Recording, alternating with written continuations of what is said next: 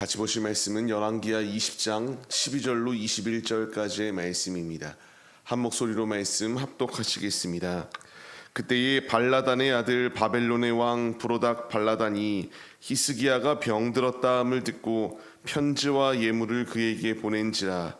히스기야가 사자들의 말을 듣고 자기 보물고의 금은과 향품과 보배로운 기름과 그의 군기고와 창고의 모든 것을 다 사자들에게 보였는데 왕궁과 그의 나라 안에 있는 모든 것 중에서 히스기야가 그에게 보이지 아니한 것이 없더라. 선지자 이사야가 히스기야 왕에게 나와 그에게 이르되 이 사람들이 무슨 말을 하였으며 어디서부터 왕에게 왔나이까? 히스기야가 이르되 먼 지방 바벨론에서 왔나이다 하니 이사야가 이르되 그들이 왕궁에서 무엇을 보았나이까 하니 히스기야가 대답하되 내 궁에 있는 것을 그들이 다 보았나니 나의 창고에서 하나도 보이지 아니한 것이 없나이다 하더라. 이사야가 히스기야에게 이르되 여호와의 말씀을 들으소서. 여호와의 말씀이 날이 이르리니 왕궁의 모든 것과 왕의 조상들이 오늘까지 쌓아두었던 것이 바벨론으로 옮긴 바 되고 하나도 남지 아니할 것이요 또 왕의 몸에서 날 아들 중에서 사로잡혀 바벨론 왕궁의 환관이 되리라 하셨나이다 하니 히스기야가 이사야에게 이르되 당신이 전한 바 여호와의 말씀이 선하니이다 하고 또 이르되 만일 내가 사는 날에 태평과 진실이 있을진데 어찌 선하지 아니하리요 하니라. 히스기야의 남은 사족과 그의 모든 업적과 저수지와 수도를 만들어 물을 성 안으로 끌어들인 일은 유다 왕 역대 지략에 기록되지 아니하였느냐. 히스기야가 그의 조상들과 함께 자고 그의 아들 므낫세가 대신하여 왕이 되니라. 아멘. 할렐루야. 오늘도 예배의 자리 가운데 모이신 성도님들 주님의 이름으로 환영하고 축복합니다. 오늘 같이 나눌 말씀의 제목은 내가 자랑하고자 하는 것은 무엇인가 라는 말씀의 제목 가운데서 은혜를 나누도록 하겠습니다. 피조물된 자들에게 필요한 고백이 있다면은 하나님이 하신 것이다 라는 것을 고백하는 것, 그냥 단순히 입술로만 고백하는 것으로 그치는 것이 아니라 하나님이 하셨다라고 하는 것을 우리의 중심을 담아 영광 올려드리는 것이 우리의 모습이 되어야 마땅합니다.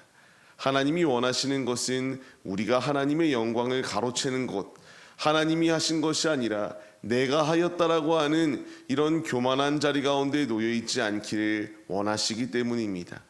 하지만 인간의 마음이 자꾸만 이런 누군가에게 인정받고자 하는 그런 욕구들이 있기 때문에 하나님의 영광을 가로채는 일들이 참으로 비일비재한 것을 볼 수 있게 됩니다.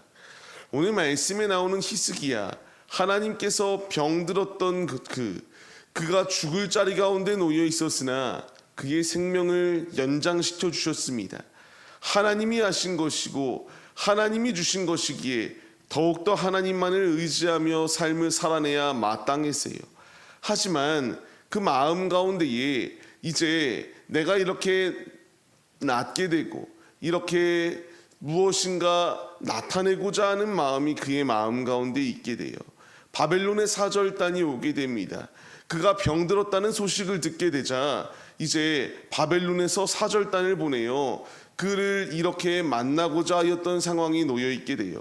근데 여기서 문제가 되었던 것이 뭐냐면 이 바벨론은 분명히 목적을 가지고 나왔습니다. 그 목적이 무엇이었는가?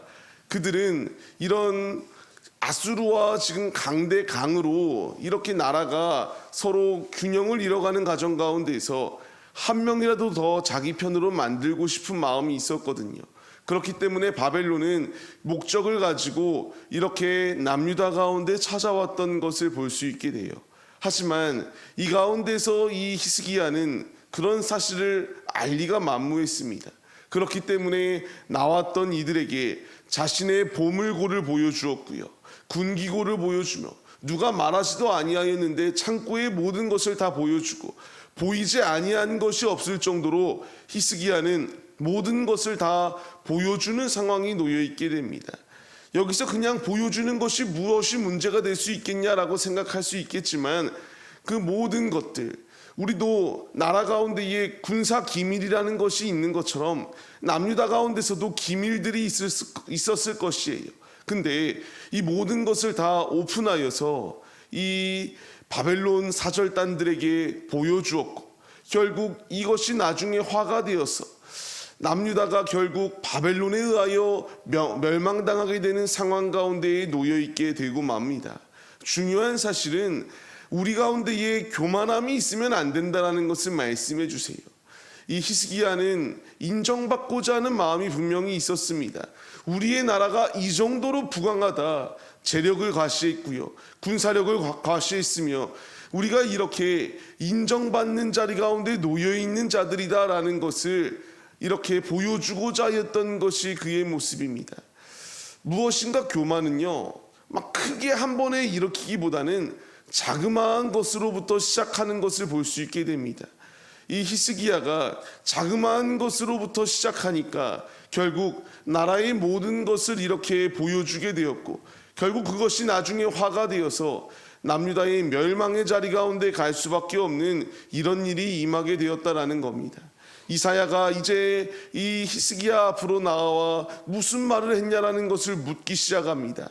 그 말을 듣게 되자 내가 모든 것을 보여주었다라고 할 때에 하나님이 말씀하시기 시작하여 이제 날이 이를 때에 왕궁의 모든 것과 조상들이 쌓아두었던 모든 것들이 바벨론으로 옮겨지고 말 것이다, 다 빼앗길 것이다 라는 것을 말씀하셨고요, 그것으로 끝이 아니라 이제 그의 후손 중에서 바벨론의 이런 환관이 될 수밖에 없는 이런 종으로 이렇게 끌려갈 수밖에 없다라는 것을 말씀하셨습니다.